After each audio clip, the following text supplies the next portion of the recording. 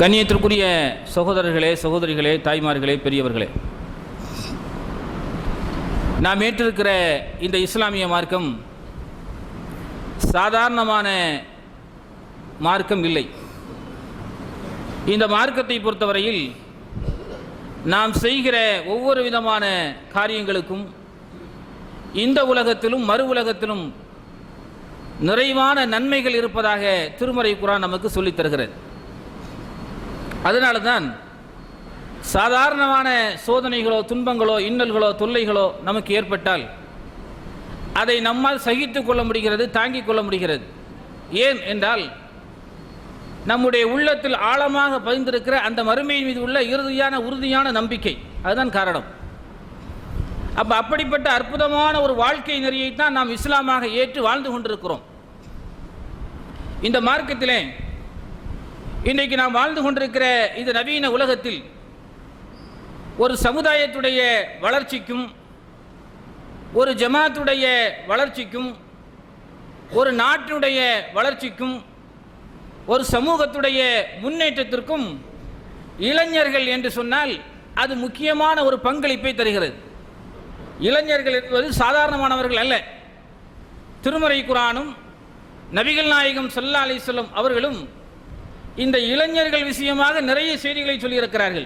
இளைஞர்கள் எப்படி இருக்க வேண்டும், எப்படிப்பட்ட சமூகத்தை இளைஞர்களால் உருவாக்க முடியும், நபிகள் நாயகம் ஸல்லல்லாஹு அலைஹி வஸல்லம் அவர்கள்ட்ட இருந்த இளம் சஹாபாக்கள் எப்படிப்பட்ட சமூகத்தை உருவாக்கினார்கள் என்றெல்லாம் நிறைய வரலாறுகள் இருக்கிறது. அப்போ நம்ம நவீன காலத்தில் இருக்கக்கூடிய இளைஞர்களை பொறுத்தவரையில் நாம் எப்படி இருக்க வேண்டும், இந்த இளைஞர்களை பெற்றோர்கள் எப்படி உருவாக்க வேண்டும், இளைஞர்களை பெற்றோர்கள் எப்படி உருவாக்க வேண்டும், உருவாக்கி ஆளாக்க வேண்டும் என்பதை நீங்கள் முதல்ல அறிந்து கொள்ள வேண்டும். இன்றைக்கு உலகத்தில் இருக்கிற எந்த ஒரு ஜமாத்தாக இருந்தாலும், எந்த சின்னஞ்சிறு அமைப்புகளாக இருந்தாலும், பெரும் பெரும் அமைப்புகளாக இருந்தாலும், ஆன்மீக அமைப்புகளாக இருந்தாலும், அரசியல் இயக்கங்களாக இருந்தாலும், அந்த இயக்கங்களுடைய வளர்ச்சிக்கு, அதனுடைய பயங்கரமான முன்னேற்றத்திற்கு இளைஞர்களுடைய பங்கு மிக மிக முக்கியமாக தேவைப்படுகிறது. இளைஞர்களுடைய பங்கு இருந்தால்தான் ஒரு ஜமாத் நல்ல முறையில் இயங்கிக் கொண்டிருக்க முடியும், ஒரு அமைப்பு நல்ல விதத்தில் அது ரன்னாகி சென்று கொண்டிருக்கும், ஒரு நாடு நல்ல விதத்தில் சுபிட்சமான வாழ்க்கையில் மக்களுக்கு எந்த விதமான பாதிப்பும் இல்லாத முறையில் அந்த நாடு சென்று கொண்டிருக்க வேண்டும் என்று சொன்னால் இளைஞர்கள் நல்ல முறையில் அவர்கள் உருவாக்கப்பட வேண்டும். இது முக்கியமான ஒரு அம்சம். இளைஞர்களை நபிகள் நாயகம் எப்படி உருவாக்கினார்கள் நமக்கெல்லாம் தெரியும். இஸ்லாமிய வரலாறுகளை நீங்கள் புரட்டி பார்க்கிற நேரத்தில் தெரியும். ஒரு 10 ஆண்டுகளுக்கு முன்னால், 15 ஆண்டுகளுக்கு முன்னால் கொஞ்சம் நீங்கள் பின்னாடி சென்று பார்த்தீர்களேயானால் தமிழகத்தினுடைய இளைஞர்களுடைய நிலைமை எப்படி இருந்தது? பள்ளிவாசலில் எந்த இளைஞர்களையும் பார்க்க முடியாது. பள்ளிவாசலில் இன்றைக்கு இருக்கிற மாதிரியான பெரும் கூட்டங்களை எல்லாம் நீங்கள் பார்க்க முடியாது. ஐவேளை தொழுகைகளையே நீங்கள் யாரை பார்க்க முடியும் என்றால் எல்லாம் அந்த ரிட்டையர்டு கேஸான 40க்கு மேலே உள்ள வயதானவர்களைத்தான் பள்ளிவாசல்களை பார்க்க முடியும். எல்லாம் தாடி நரைச்சி போய் தலைமுடிகள் எல்லாம் நரையில எழும்பக்கூடிய அந்த நேரத்தில் இனி நமக்கு நம்முடைய பிள்ளைகள் தான் இருக்கிறார்கள், நமக்கு வேலை இனி பள்ளிவாசல் தான், இப்படித்தான் கடந்த காலங்களில் எல்லாம் நீங்கள் பார்த்து கொண்டிருந்தீர்கள். ஆனால் இன்றைக்கு அப்படி அல்ல. மிகப்பெரிய ஒரு மாற்றம் ஏற்பட்டிருக்கிறது. எங்கு பார்த்தாலும் இளைஞர்கள் நன்மையின் பக்கம் முன்னேறி சொல்லக்கூடிய ஒரு காட்சி, நல்ல விதத்தை வழிநடத்துகிற ஒரு காட்சி, பள்ளிவாசல்களில் இளைஞர்கள் நிரப்பிக் கொண்டிருக்கக்கூடிய ஒரு காட்சி, இப்படியெல்லாம் இளைஞர்கள் இன்றைக்கு முன்னேற்ற பாதையில் சென்று கொண்டிருக்கிறார்கள். இது போதாது, இன்னும் அதிகமாக இளைஞர்கள் என்ன செய்ய வேண்டும் என்று சொன்னால் நல்ல விஷயங்களிலே, நல்லதை பரப்புவதிலே, நல்லதை எடுத்து சொல்வதிலே, நல்லதை கடைபிடிப்பதிலே அவர்கள் அதிகமாக ஈடுபட வேண்டும். எந்த அளவுக்கு என்றால் ஒரு இளைஞனை உருவாக்குவதற்கு முக்கியமான காரணமாக இருப்பது யார் என்றால் பெற்றோர்கள் தான். பெற்றோர்கள் தான் அவர்களை இளைஞர்களை உருவாக்கிவிட வேண்டும். அது வீட்டில் இருந்து தான் ஆரம்பிக்க வேண்டும்.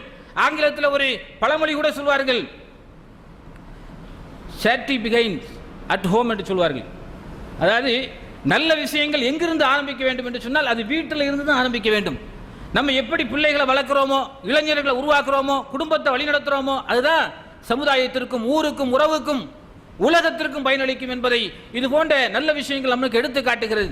நபிகள் நாயகம் ஸல்லல்லாஹு அலைஹி வஸல்லம் காலத்தில் வாழ்ந்த நல்லவர்களுடைய வரலாறுகளை அல்லாஹ் திருமறை குர்ஆனிலே சொல்கிறான். உங்களுக்கெல்லாம் தெரியும், சூரத்துல் கஹ்ஃப் என்று சொல்கிற அந்த குகைவாசிகள் என்கிற ஒரு அத்தியாயம் இருக்கிறது, 18வது அத்தியாயம். இந்த 18வது அத்தியாயத்தில் குகைவாசிகளுடைய சம்பவங்களை அல்லாஹ் சொல்கிறான். சில இளைஞர்கள் அவர்களை அல்லாஹ் சொல்கிற போது அப்படித்தான் சொல்கிறார், இன்னக்கும் ஃபித்யத்துன், அவர்கள் சில இளைஞர்கள் இளம் துடிப்புள்ளவர்கள், ஆமனு பி ரப்பிஹிம் வஸித்னாஹும் ஹுதா, இறைவனை ஈமான் கொண்டு இருந்தார்களே அந்த இளைஞர்களை பற்றி அல்லாஹ் சொல்கிறான். வஸித்னாஹும் ஹுதா, அவர்களுக்கு மேன்மேலும் அல்லாஹ் என்ன செய்ய நேர்வழி அதிகப்படுத்திக் கொண்டே இருந்தான். ஏன்? ரப்பை ஈமான் கொண்டிருக்கிறார்கள் ஒரே காரணத்திற்காக வேண்டி அவர்களை சொல்கிறான். அந்த குகையிலே அவர்கள் தஞ்சம் புகுந்தார்களே, அந்த ஊரில் இருக்கிற அக்கிரமக்காரர்களும் அநியாயக்காரர்களும் அந்த ஊரில் உள்ள எல்லோரும் சேர்ந்து என்ன செய்கிறார்கள் என்றால் அல்லாஹ்வை தவிர மற்றவர்களை வழிபடுகிறார்கள், வழிபட சொல்கிறார்கள், வற்புறுத்துகிறார்கள். அதில் இருந்து வெறுத்து ஒதுங்கி போய் எதுக்கு வேண்டி? அல்லாஹ்வை தவிர யாரும் வழிபடக்கூடாது, அல்லாஹ்வை தான் வழங்க வேண்டும் என்பதற்காக வேண்டி இவர்கள் அங்கே சொல்லி எடுபடாமல் போன காரணத்தினால் ஊரை விட்டு ஒதுக்குப்புறமாக ஒதுங்குகிறார்கள், குகையிலே தஞ்சம் புகிறார்கள். குகையில பல ஆண்டுகள், 300க்கும் மேற்பட்ட ஆண்டுகள் அந்த குகையில தங்கி இருக்கிறார்கள். அந்த வரலாற்றை அல்லாஹ் திருமறை குர்ஆனிலே அந்த அத்தியாயத்திலே சொல்கிறான். சொல்லிவிட்டு அவர்களை சொல்கிறான், இன்னக்கும் ஃபித்யத்துன், இவர்கள் இளைஞர்கள், இளம் துடிப்புள்ளவர்கள், ஆமனு பி ரப்பிஹிம் வஸித்னாஹும் ஹுதா. இப்படிப்பட்ட இளைஞர்கள் எப்படிப்பட்டவர்கள் தெரியுமா? அவர்கள் தங்களுடைய இரட்சகனுக்காக வேண்டியே தங்களுடைய வாழ்க்கையை அர்ப்பணித்து நின்றார்கள். இறைவனை ஈமான் கொள்வதிலும் இறைவனுடைய மார்க்கத்தை பரப்புவதிலுமே உறுதியாக இருந்தார்கள். ஃபகாமு ஃபகாலு, அவர்கள் நின்றார்கள், அவர்கள் மக்களுக்கு சொன்னார்கள். எப்படி சொன்னார்கள் தெரியுமா? ரப்பு ஸமாவாதி வல் அர்ல் லன் நதுஉ மின் தூனிஹி இலாஹா, வானங்களையும் பூமியையும் படைத்த இரட்சகனே, உன்னை தவிர நாங்கள் யாரையும் வணங்க மாட்டோம், யாருக்கும் வழிபணிய மாட்டோம், யாருக்கும் அடிபணிய மாட்டோம், உன்னை மாத்திரம் தான் வணங்குவோம், உன்னை மாத்திரம் தான் ரப்பாக ஏற்றுக்கொள்வோம் என்று அந்த இளைஞர்கள் சொன்னார்களே, அதை முன் உதாரணமாக அல்லாஹ் திருமறை குர்ஆனிலே சொல்கிறான். அப்படிப்பட்ட இளைஞர்களாக நீங்கள் இருக்க வேண்டும். அது மாத்திரமல்ல, லன் நதுஉ மின் தூனிஹி இலாஹா, எங்கள் இறைவனை தவிர நாங்கள் யாரையுமே அழைக்க மாட்டோம், பிரார்த்திக்க மாட்டோம், கையேந்த மாட்டோம், உதவி தேட மாட்டோம். அந்த இளம் துடிப்புள்ள இளைஞர்கள் அப்படி இருந்தார்கள். அதே போன்று தொடர்ந்து அல்லாஹ் சொல்றான், லக்கத் குல்னா இதன் ஷத்தா, இதை நாங்கள் செய்தோமையானால் நாங்கள் வரம்பை மீறியவர்களாகி விடுவோம், இதற்கு மாறு செய்தோமையானால் நாங்கள் வரம்பை மீறிய சமுதாயமாக ஆகி விடுவோம் என்று அந்த வரலாற்றை அழகாக சொல்கிறான். அப்ப இளைஞர் சமுதாயம் எப்படி இருக்க வேண்டும்? ஒரு சுபிட்சமான சமுதாயமாக இருக்க வேண்டும். இன்றைக்கு ஒரு மாற்றங்கள்லாம் ஏற்பட்டிருக்கிறது. கடந்த காலங்களில் இளைஞர்களுக்கு மத்தியில் இருந்த தவறுகள்லாம் போக்கப்பட்டு இன்றைக்கு நிறைய நல்ல மாற்றங்கள் வந்திருக்கிறது. கடந்த காலங்களில் இளைஞர்கள் வரதட்சணை வாங்கித்தான் திருமணம் முடிப்பார்கள், பெற்றோர் அதை ஊக்குவிப்பார்கள். இன்றைக்கு அப்படியெல்லாம் இல்லை. நான் வரதட்சணை வாங்க மாட்டேன், தௌஹீத் அடிப்படையில் தான் திருமணத்தை முடிப்பேன் என்று சொல்லி இளைஞன் உறுதியாக நிற்கிறான். பெற்றோருக்கு தாய்ஞர்களுக்கு எடுத்து சொல்கிறான், பாப்பா இப்படி செய்யக்கூடாது, மார்க்கம் இப்படி சொல்கிறது, இப்படித்தான் செய்ய வேண்டும் என்று இளைஞர் எடுத்து சொல்கிற அளவுக்கு இன்றைக்கு ஒரு நல்ல நிலையில நாம் இருக்கிற பகுதிகளெல்லாம் வந்திருக்கிறது என்று சொன்னால் என்ன காரணம்? இந்த ஏகத்துவம் நமக்கு கிடைத்தது தான் காரணம். அப்ப இளைஞர்களை பொறுத்தவரையில் எப்படி இருக்க வேண்டும் என்று சொன்னால், திருமறை குர்ஆன் எப்படி சொல்கிறதோ, இருக்க வேண்டும் என்று சொல்கிறதோ அப்படித்தான் இருக்க வேண்டும். அது மாத்திரமல்ல, திருமறை குர்ஆனிலே 2 நபிமார்களை அல்லாஹ் நமக்கு முன் உதாரணமாக மாடலாக சொல்கிறான். அவர்களுடைய வாழ்க்கையின் எல்லா விஷயங்களிலும் அம்சங்களிலும் நமக்கு முன் உதாரணமாக இருப்பதாக சொல்கிறான். ஒன்று நபிகள் நாயகத்தை, இன்னொன்று அல்லாஹ் சொல்கிறான், கது கானத் லஹும் உஸ்வத்துன் ஹஸனத்துன் ஃபீ இப்ராஹீம வல்லதீன மாஹு, இப்ராஹிம் நபியிடத்திலும் அந்த இப்ராஹிம் நபியை பின்பற்றினார்களே, ஈமான் கொண்டார்களே, அவர்களிடத்திலும் உங்களுக்கு அழகிய முன்மாதிரி இருக்கிறது. எதுல? எந்த விஷயத்துல? இறைவனை நம்புகிற விஷயத்துல, அழைப்பு பணி செய்கிற விஷயத்துல, இந்த கொள்கையில உறுதியோடு இருக்கிற விஷயத்துல, இதுல எல்லாம் அவர்கிட்ட முன்மாதிரி இருக்கிறது. இப்ராஹிம் நபியை பார்த்து அல்லாஹ் சொல்கிறான், இப்ராஹிம் நபியிடத்துல உங்களுக்கு நல்ல ஒரு முன்மாதிரி இருக்கிறது என்று அல்லாஹ் திருமறை குர்ஆனில் நமக்கு சொல்கிறான். என்ன முன்மாதிரி? நிறைய முன்மாதிரிகள் இருக்கிறது. இப்ராஹிம் நபியை பொறுத்த வரைக்கும் தன்னந்தனியாக ஒரு ஆளு. இந்த தன்னந்தனியாக ஒரு ஆளுங்கிறத விட தன்னந்தனியாக ஒரு இளைஞர். நான் சொன்னதை போன்று ஒரு சாதாரண ஒரு மாநாடு நடக்கிறது, ஒரு மீட்டிங் நடக்கிறது. இந்த மீட்டிங்கையும் மாநாட்டையும் நடத்துவதற்காக வேண்டி முதியவர்கள் எல்லாம் இருந்து சேர்ந்து நடந்து அதை செய்ய முடியுமா? முடியும். அவ்வளோ சக்சஸ் ஆகாது. அதுக்கு யாரு தேவை? 4 சேரை தூக்கி எடுத்து போடுறதுக்கு இளைஞன் தேவை, வால் போஸ்டை ஒட்டுறதுக்கு இளைஞன் தேவை, அந்த செய்தியை மக்களிடத்தில் கொண்டு ஊர் ஊரா சேர்ப்பதற்கு இளைஞன் தேவை.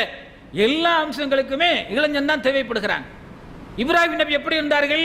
இப்ராஹிம் நபியை பற்றி அல்லாஹ் சொல்கிற போது தன்னந்தனியாக இருந்த இந்த இளைஞரை ஒரு சமுதாயம் என்று அல்லாஹ் சொல்கிறான். ஒரு தனி இளைஞனாக இருந்த இந்த நபி ஒரு சமுதாயமாக எப்படி மாற முடியும்? தன்னந்தனியாக இருந்த இந்த ஆளை அல்லாஹ் ஒரு சமுதாயம் என்று சொல்கிறான் திருமறை குர்ஆன்ல. எப்படி ஒரு சமுதாயமாக மாறுவார்?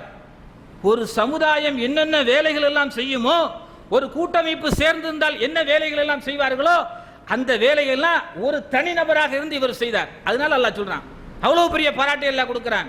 இவர் ஒரு தனி சமூகம் என்று அல்லாஹ் திருமறை குர்ஆனிலே குறிப்பிடுகிறான்.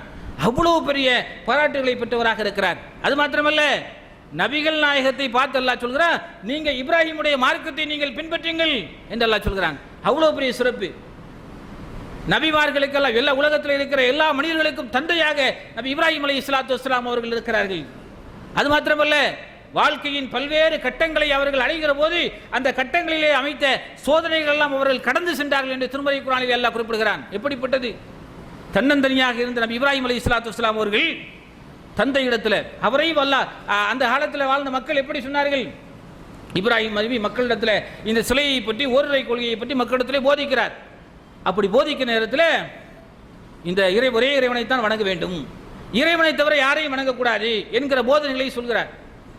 மக்கள் எல்லாம் ஒரு நாள் வெளியூருக்கு சென்றிருக்கிற நேரத்தில் அங்கே இருக்கிற எல்லா சிலைகளையுமே அடித்து நொறுக்குகிறார். உங்களுக்கு தெரியும் வரலாறு.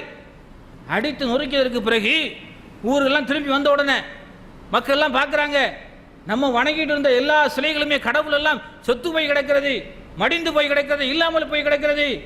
இதை செஞ்சது யாரு? இதை யார் செஞ்சிருப்பா?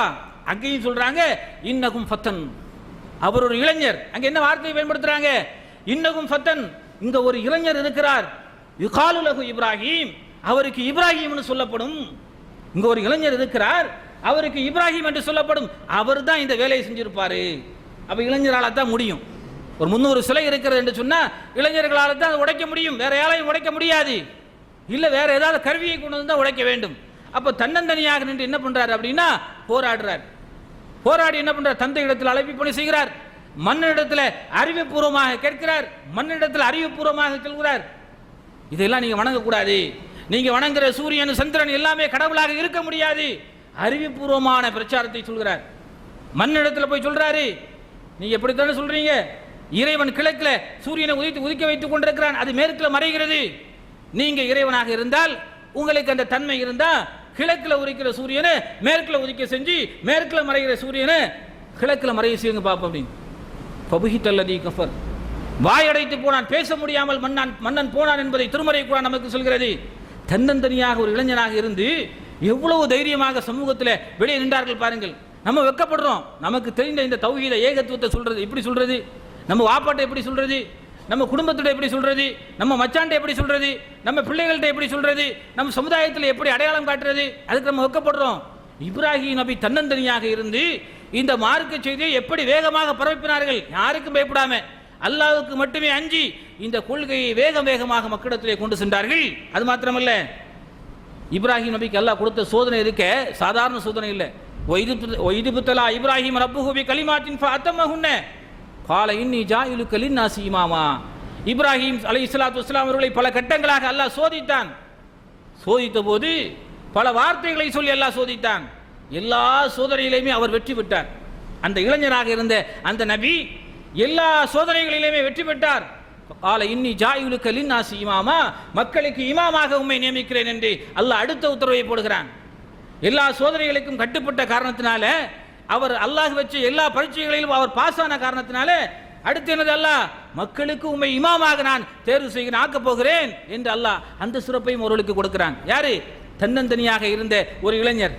குடும்ப சப்போர்ட் இல்லை, கூடை பிறந்தவர்களுடைய சப்போர்ட்டுகள் இல்லை, பக்கபலமான சமுதாயத்துடைய பெரும் தலைகள் எல்லாம் அவருக்கு சப்போர்ட் இல்லை.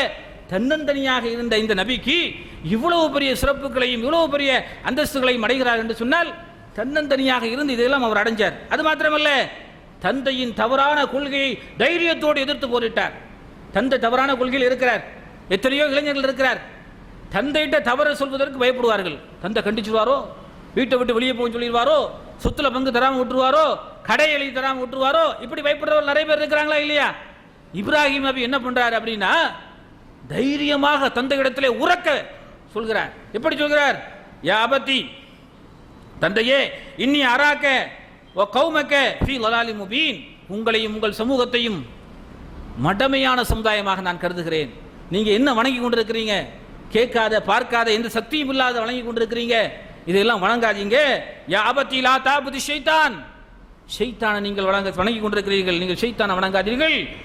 இன்ன ஷைத்தான கானலி ரஹ்மானி அசியா, நிச்சயமாக ஷைத்தான் இறைவனுக்கு மாறு செய்தவனாக நன்றி கெட்டவனாக திகழ்ந்தான், அதை நீங்கள் வணங்காதீங்க. இப்படி அறிவுபூர்வமான பிரச்சாரத்தை நபி இப்ராஹிம் அலைஹிஸ்ஸலாத்து வஸ்ஸலாம் அவர்கள் மக்கள் மத்தியில் செய்து கொண்டிருக்கிறார்கள். இது மாத்திரமல்ல, பல்வேறு சோதனைகள். எப்படிப்பட்ட சோதனை? ஊரே திரண்டு வந்து அவரை நெருப்பு குண்டத்தில் தூக்கி எறிவதற்காக வேண்டி தயாராகிறார்கள். அப்படி ஆகிற நேரத்தில் நெருப்புக்கு என்ன தன்மை இருக்கும்? அந்த தன்மையை அல்லாஹ் மாத்திரான். ஊரே திரண்டு பெரிய நெருப்பு குண்டத்தை தயார் செய்து அதில் இப்ராஹிம் அலைஹிஸ்ஸலாம் அவர்களை தூக்கி போடுறாங்க. இவரை போட்டால் என்னையோட இந்த மார்க்கம்லாம் முடிஞ்சு போச்சு, இதை பரப்ப மாட்டார் என்று நினைக்கிறார்கள். அல்லாஹ் என்ன பண்ணுறான் அப்படின்னா, நெருப்புக்கு அல்லாஹ் கட்டளை போடுறான். யானார் கூனி பருதன் ஒ சலாமன் அலா இப்ராஹிம், இப்ராஹிமுக்கு சாந்தியும் அமைதியும் நிம்மதியும் அளிப்பதாக நீ மாறு என்று நெருப்புடைய தன்மையை எல்லாம் மாற்றுகிறான். என்றால் ஏன் இவ்வளவு தன்னந்தனியாக இருந்த ஒரு இளைஞருக்கு இவ்வளவு எல்லா விதத்திலும் அவருக்கு வெற்றி எல்லாம் கொடுத்து கொண்டே இருக்கிறார் என்று சொன்னால் என்ன காரணம்? அவரிடத்தில் அந்த நம்பிக்கை, உறுதியான அந்த நிலைப்பாடு, நிலைகுலையாத நம்பிக்கை, அந்த கொள்கையில் அவர் ஏற்றுக்கொண்டிருந்த அந்த உறுதியான நிலைப்பாடு, தைரியம், இதற்குத்தான் அல்லாஹ் வெற்றி மேலே வெற்றி அவர்களுக்கு குவித்து கொண்டே இருந்தார்கள். அப்போ இன்றைக்கு இருக்கக்கூடிய இளைஞர்களுக்கு நபி இப்ராஹிம் அலைஹிஸ்ஸலாத்து வஸ்ஸலாம் அவருடைய வாழ்க்கையில் இருந்து நிறைய பாடங்கள் இருக்கிறது. அது மாத்திரமல்ல, இறைவன் ஒருத்தன் மனிதனை நண்பராக எடுக்க முடியுமா? எடுக்க முடியாது. இறைவன் மனிதனை நண்பராக எடுப்பதாக இருந்தால் நான் இப்ராஹிம் தான் எனக்கு நண்பரே. இறைவன் சொல்கிறான், வத்தகல்லாஹ் இப்ராஹிம் ஹலீலா, இப்ராஹிமை என்னுடைய தோழராக, நேசராக, நண்பராக நான் எடுத்துக்கொண்டேன். அந்த அளவுக்கு இறைவனுக்கே பிடிக்கிற மாதிரி அவர் நடந்தார். அவர் செய்கிற எல்லா காரியங்களுமே இறைவன் நேசிப்பது மாதிரி அவர் நடந்தார். அதனால இறைவனுக்கு பிடித்திருந்த அவரை நண்பராக அவர் தேர்வு செய்தார். இப்படி இப்ராஹிம் அலைஹிஸ்ஸலாமுடைய வாழ்க்கையாக இருந்தாலும் சரி, இந்த குகைவாசிகளுடைய வாழ்க்கையாக இருந்தாலும் சரி, இந்த இரண்டிலேயுமே இன்றைக்கு இருக்கிற இளைஞர்களுக்கு ஏராளமான நன்மைகளும் பாடங்களும் படிப்பினைகளும் இருக்கிறது. சமுதாயத்தை எப்படி முன்னெடுத்து வழிநடத்தி சொல்ல வேண்டும் என்பதில் இவர்களுடைய வாழ்க்கையில் பாடங்கள் இருக்கிறது. சமுதாயத்தில் இருக்கிற பெரியவர்கள், குடும்ப தலைவர்கள் என்ன செய்ய வேண்டும்? நம்முடைய இளைஞர்களுக்கு அதுபோன்ற ஒரு வழிகாட்டுதலை கொடுக்க வேண்டும். நம்ம மரணம் அடைந்து விட்டோம் என்று சொன்னால் நமக்கு பிறகு இதை நிர்வகிப்பதற்கு, இதை வழிநடத்துவதற்கு, நம்முடைய குடும்பத்தை வழிநடத்துவதற்கு நம்முடைய பிள்ளைகள், நம்முடைய இளைய சமுதாயம் அவர்களுக்கு பயிற்சி கொடுக்க வேண்டும். அப்படி கொடுத்தால்தான் இந்த சமூகம் சுபிட்சமான சமூகமாக இருக்கும். கடந்த காலங்களில் நீங்கள் பார்க்கிற இடத்துல மதுவுக்கும் சூதுவுக்கும் வரதட்சணைக்கும் வட்டிக்கும் பல்வேறு விதமான கொடுமைகளுக்கெல்லாம் இளைய சமுதாயம் தலைவிரித்து ஆடிக்கொண்டிருந்தது. ஆனால் அல்லாஹ்வுடைய கிருபையால் இந்த மார்க்கம் ஓரளவுக்கு கிடைக்க சொல்ல சொல்ல செய்திகளை சொல்ல சொல்ல இளைஞர்கள் அதிலிருந்து மீண்டு கொண்டு வருகிறார்கள். வட்டிக்கு எதிராக எத்தனையோ விதமான பிரச்சாரங்கள், வரதட்சணைக்கு எதிராக எத்தனையோ விதமான பிரச்சாரங்கள், இணை வைப்பிற்கு எதிரான எத்தனையோ விதமான பிரச்சாரங்கள், இதெல்லாம் இளைஞர்களை இன்றைக்கு வென்றெடுத்துக் கொண்டு, இதெல்லாம் இவ்வளவு பெரிய எழுச்சி. பெண்கள் மத்தியில் எவ்வளவு பெரிய எழுச்சி ஏற்பட்டிருக்கிறது. ஒரு 10-15 ஆண்டுகளுக்கு முன்னாலே எல்லோரும் ஃபுர்கா அணிவார்கள், பரத அணிவார்களா? பரத அணிந்தவர்களை பார்த்தால் அவர்கள் கேலியாக, கிண்டலாக சிரித்தார்கள். இதனடா பரதா ஃபுர்கா என்றெல்லாம் சொன்னார்கள். இன்றைக்கு யாரெல்லாம் கேலி செய்தார்களோ, கிண்டல் செய்தார்களோ, அவர்களெல்லாம் அதை அடைந்து கொண்டிருக்கிறார்கள் என்றால் எவ்வளவு பெரிய மாற்றம். ஒரு 10-15 ஆண்டுகளுக்கு முன்னால் திருமணம் நடக்கிற நேரத்தில், திருமணத்திற்காக வேண்டி துவா ஓதுகிற நேரத்தில் எந்த துவாவை ஓதுவார்கள்? அந்த துவாவில் அவ்வளோ பரக்கத்து இருப்பதாக நினைத்தார்கள். நபிமார்களுடைய பெயர்களை எல்லாம் சொல்லி அவர்களையும் இவர்களையும் அவர்களையும் போல் வாழ்க என்று சொல்லி வாழ்த்துவார்கள். அப்போதான் நம்முடைய பிள்ளை வளமான வாழ்க்கையை வாழும் என்று நினைத்தார்கள். அது எப்படி மாறியது?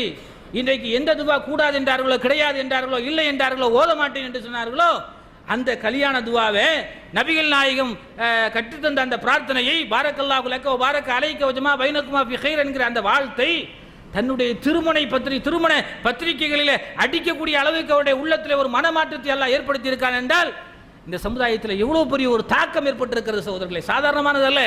சமுதாயத்தை ஒரே குறை சொல்லிக் கொண்டிருந்தாலோ அல்லது இளைஞர்களை ஒரே குறை சொல்லிக் கொண்டிருந்தார்களோ அவர்கள் ஒரு வாழ்க்கையை ஒரு முன்னேற்றம் அடைய முடியாது, மன சோர்ந்து போய் விடுவார்கள். அப்ரோச் பண்ணும். அவர்கள் ஒரு காரியத்தை செய்தார்களே ஆனால் அதை பாராட்ட வேண்டும், ஊக்குவிக்க வேண்டும். அது சமுதாயமாக இருந்தாலும் இளைஞர்களாக இருந்தாலும் அப்போது அவர்களுக்கு ஆர்வம் வேணும், செய்ய வேண்டும் என்கிற எண்ணம் வரும்.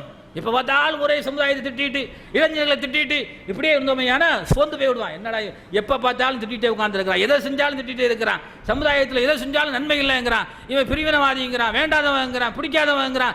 இந்த மாதிரியான வசைப்புடிவதையெல்லாம் சொல்லிக் கொண்டிருந்தால் கேட்கிறது கூட, நல்லதை கூட கேட்காமல் போய் விடுவார்கள்.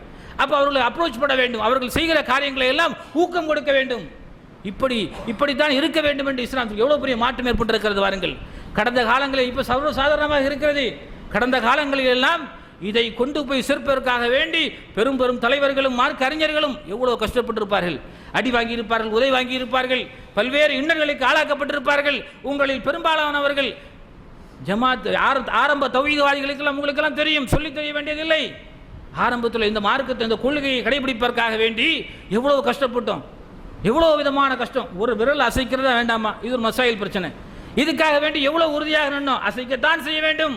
அது என் குடும்பத்திற்கு வெட்டு இருந்தாலும் பரவாயில்லை, ஊரை விட்டு ஒதுக்கினாலும் பரவாயில்லை, கொள்கையை விட்டு நீக்கி இருந்தாலும் பரவாயில்லை, ஜமாத்தில் நீ புத்தகம் தராவிட்டாலும் பரவாயில்லை, அடக்கம் செய்வதற்கு மையவாடியில் இடம் தராவிட்டாலும் பரவாயில்லை, அதை நான் செய்யத்தான் செய்வேன்.